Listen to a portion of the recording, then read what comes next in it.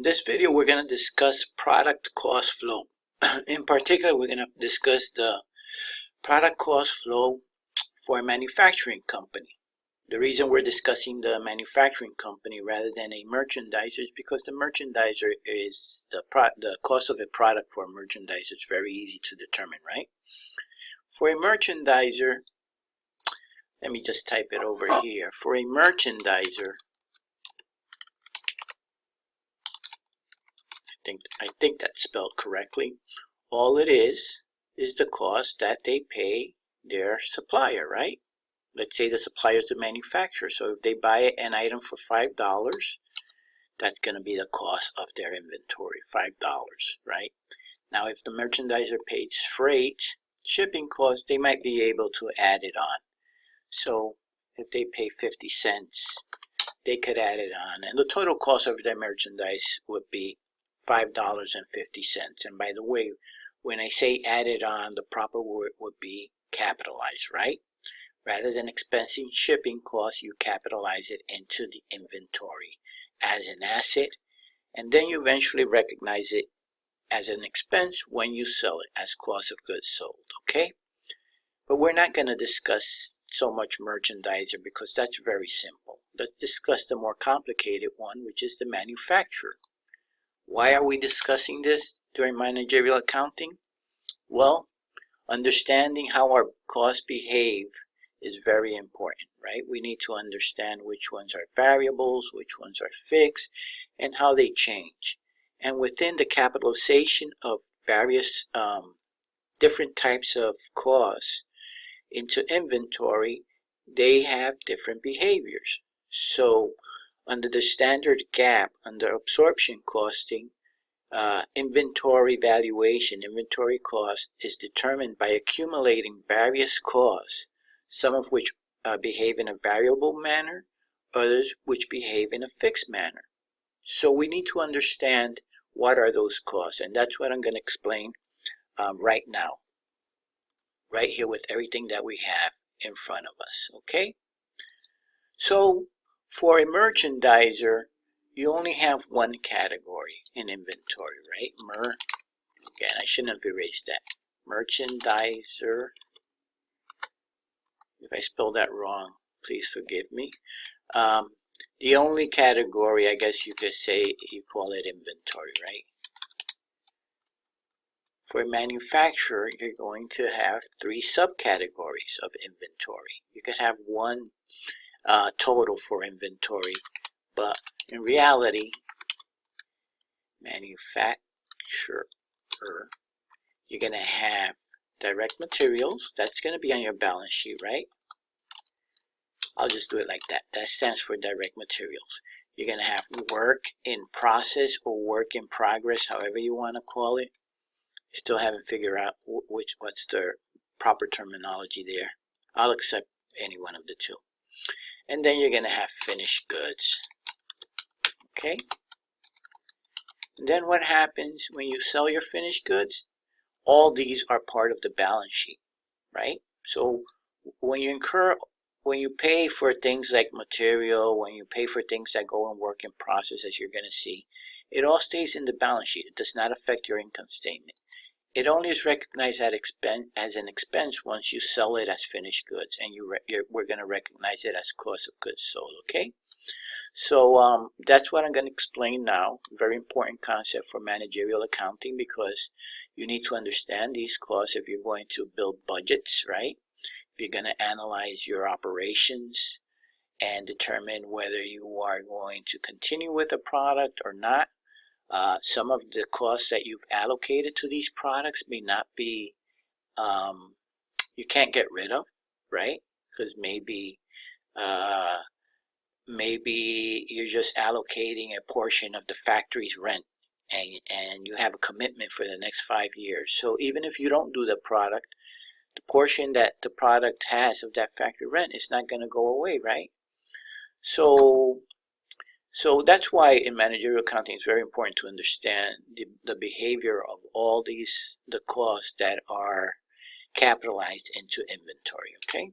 Let's start with the process. here I have all the subcategories that belong in inventory for a manufacturing company. These are direct materials, work in process, and finished goods. And once you sell it, it goes into the income statement, which is cost of goods sold, right?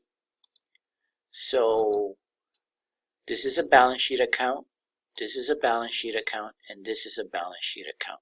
This is an income statement account. When you sell it, it finally hits the income statement. You finally recognize the expense, okay? So let's start off with the beginning. This is not part of the cost of inventory, but typically we always start with cash, right? So we start with cash, and you take $800 in cash and you buy materials. So now you have $800 worth of materials. So let's let me go ahead and start showing how the inventory would start looking. So at this point, the manufacturer in its balance sheet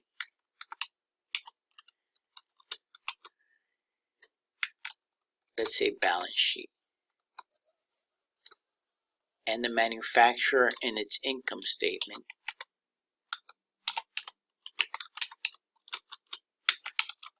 okay.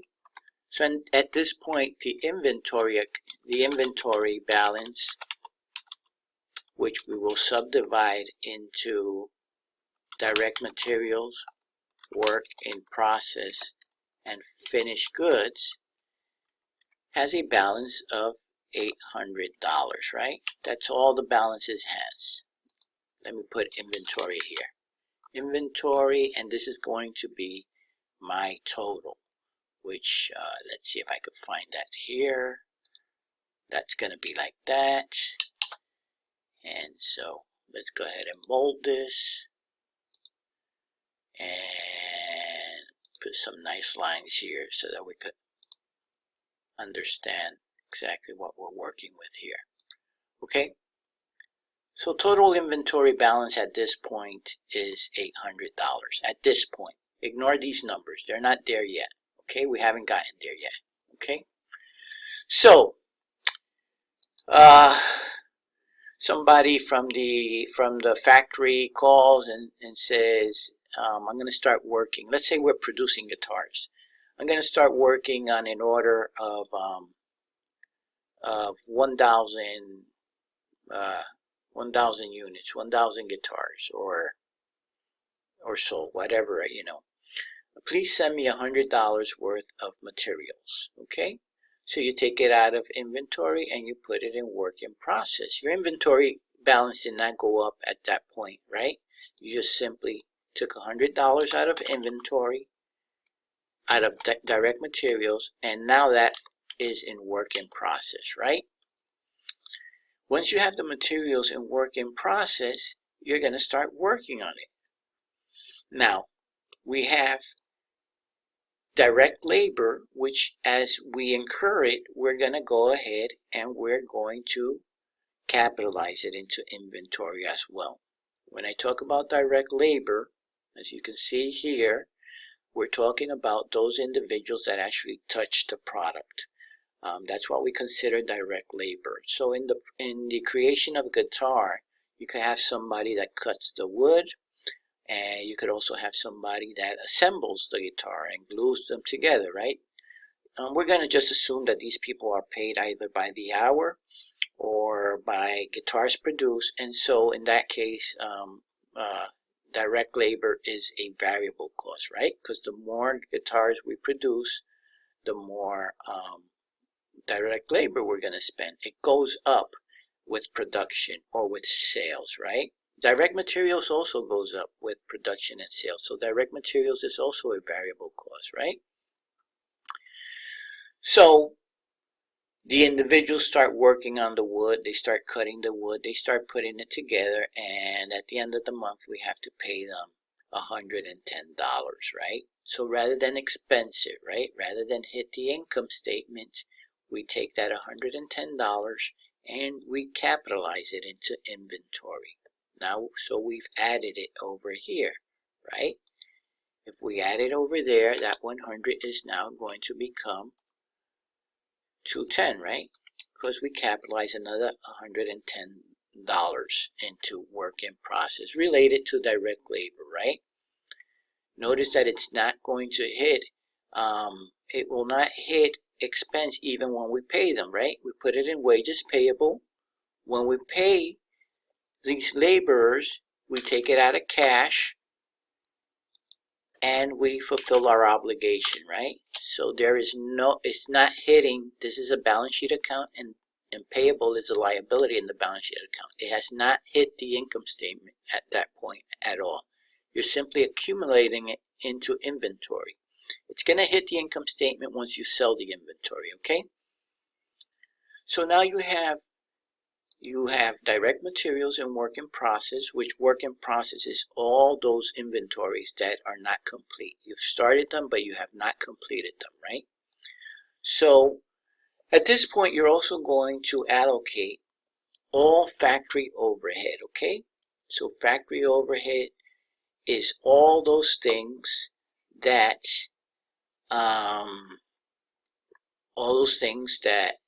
are related to the factory in the production of inventory, but they're not direct to the product, right? So here are many examples, and you can look at the cost chart to get more examples, right? So anything that's related to factory is considered factory overhead. The utilities that you pay for factory is part of factory overhead. The insurance that you pay on the factory, that also gets capitalized into inventory.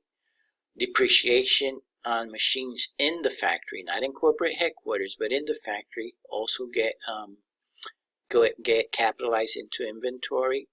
And factory property taxes, right? Now the timing of these bills as they come through is not perfect, right? Some of these things we get very late in the year. Let's say, for example, factory property taxes we get very late in the year. So instead of capitalizing these as we get them, what we do is we make an estimate of what we're going to have all year in as far as factory overhead goes, and as we produce the units, we start applying them. So I produced some units here, 140, I applied 140, I applied another 140, and I start applying it. As we start incurring the real factory overhead, we simply put it on the other side, okay? So indirect labor, that's related to, for example, the supervisor of the factory. And that's a fixed factory overhead, right? Because supervisors tend to be paid a fixed salary, right? So anything that's factory overhead, notice that over here we have direct labor and indirect labor. So this one will go as an offset to my factory overhead account. This part you don't really need to understand that well. All I want you to take out of this is that factory overhead is eventually capitalized into inventory as well, okay? So notice, we incur, we pay the factory supervisors, we put it as we're going to pay them, so it's payable, and we put it on this side of the factory on the debit side. As factory insurance comes through, payable, again, we put it on the debit side. Factory utilities, notice this one here is fixed. This one here is fixed, tends to be fixed. Factory utilities tend to be variable, right? So factory overhead has both a fixed and a variable component to it, okay? So as we incur all the factory overhead, we put it on the debit side. The credit side is what we applied as the units were being produced. We applied an estimate of what factory overhead was going to be, because the timing of the bills that we get here don't necessarily match the timing of the production. So you're going to do an estimate, and you're going to apply an estimated factory overhead. Once the actual bills come through, you put them on this side. And if your estimate was good, and in this example, I'm pretending that the estimate was perfect, which that doesn't tend to happen. But if your estimate was good, you simply applied exactly what the factory overhead was. And so this account is going to end up at 0. And it's almost similar to what happened here, where it goes straight from here to here. In the direct labor, we saw how the 110 went directly into work in process. In this case, it takes a second step, right? It goes to factory overhead on the debit side, and it's supposed to offset whatever was applied over here. And if it offsets perfectly, you go ahead and your factory overhead is going to be 0, right? And so these accounts, it's sort of like if you had taken this and put it directly into factory overhead, just like you do with direct labor, right? Same thing as with direct labor. Let's say I paid the individual, my supervisors. I'm just going to pay with cash, and I'm going to fulfill this obligation here. Notice how I don't hit an income statement. I haven't expensed anything yet. If I pay my insurance, I pay my insurance, and I fulfill my obligation, and so forth and so on. But the main point that I'm trying to stress here is that, let me go ahead and delete this, is that you're going to fulfill your liabilities here of all your factory overhead with cash, but you have not recognized an expense yet. You haven't hit your income statement account, okay? Because all this is part of the balance sheet. It is not part of the income statement at all. Okay. So now you have your direct materials in goods that are not complete. You have direct labor. You've recognized that and you've capitalized it into your inventory as well. And you have accumulated all your factory overhead and you've applied it over here to the units that you've produced, right? So we've applied another 700 over here. So my total inventory at this point is 1,610. 700 in direct materials and 910 in work in process, right? So of this 910 that I have in work in process, I finished 700. So I'm going to take 700 out of here, and I'm going to shift it over to the finished goods.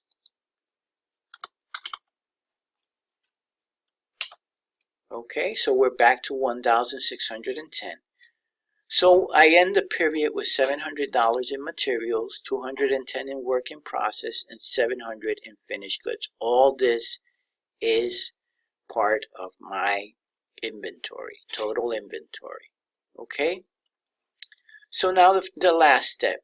What happens when you sell the goods? Well, when you sell the goods, finished goods, you're going to take it out of finished goods, right? At this point, it comes out of your inventory, finished goods inventory, right? So you're going to take it out, and you're going to finally recognize your cost of goods sold over here, $600. And at that point, let me try to do the whole entry there, right? So if we take it out, in the past I used to use the account inventory, but let's be more specific now. So I'm going to recognize cost of goods sold with a debit, right, of 600. And I am going to credit finished goods.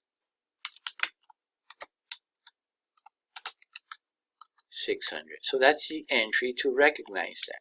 At that point, we've recognized our expense, right? This is the income statement account, and this is a balance sheet account. Now you're only showing the expense side, but when you sell, you also bring in revenues, right?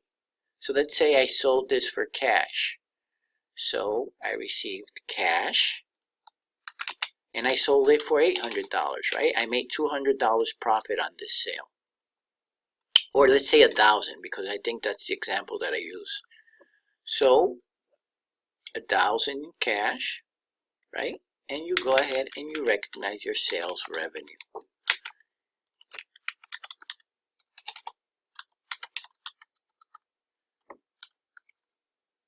Okay. And that's how you get, let's see if I have something here. That's how you get this part over here, right? Your income statement is going to look something like this. Sales of 1,000, cost of goods sold of 600. Now you understand the whole process that occurred to come up with this number of $600 for a manufacturing company. Why is that important? Because now we understand the components of this number, cost of goods sold. We understand what part was direct materials, what part was direct labor. And by the way, these numbers may not match what I have in the other example. I should have made them match, but I did this separately. These do match the total, but I'm not sure if I don't think I had 100 in direct labor. I think I had 110, right? And I think I had something different here.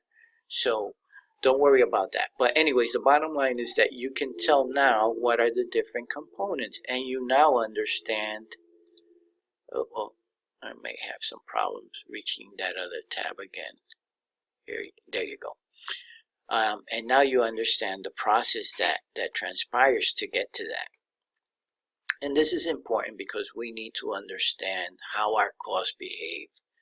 And one of the most complicated and intricate ones is the accumulation or capitalization of costs into inventory for a manufacturing company. When that occurs, we have various steps. And so we need to understand what components are variable, what components are fixed. Direct materials is variable, right? Direct labor is variable. And factory overhead has some of them that are variable and some of them that are fixed. Okay, so this is I think I call this product cost flow, right, for a manufacturing company. This is how we accumulate costs for a manufacturing company into inventory. And the flow is from direct materials to work in process to finished goods. All of these are balance sheet accounts. And when we sell it, we finally hit the cost of goods sold account, which is an income statement account, right? And at that point, we also recognize revenue. Notice that doing it this way, we satisfy the matching principle. We are going to match our expenses with our revenues, which is very important. Had we expensed this at this point, we still haven't recognized revenue. So there's not going to be a matching of expenses and revenue at this point, right? That's not good. The matching principle says that we want to match expenses in the same period in which we recognize our revenue. Okay. It also applies to another concept that I've been talking about a lot, and that's the concept that expense really occurs when there is an outflow of resources from the company. Okay. In this case, there was no outflow of resources from the company. We simply transformed cash to materials, right? This case, there really wasn't an outsource of resources. Yes, we paid the individuals $110, but we got $110 in value that we've accumulated into inventory. So we're still holding that value.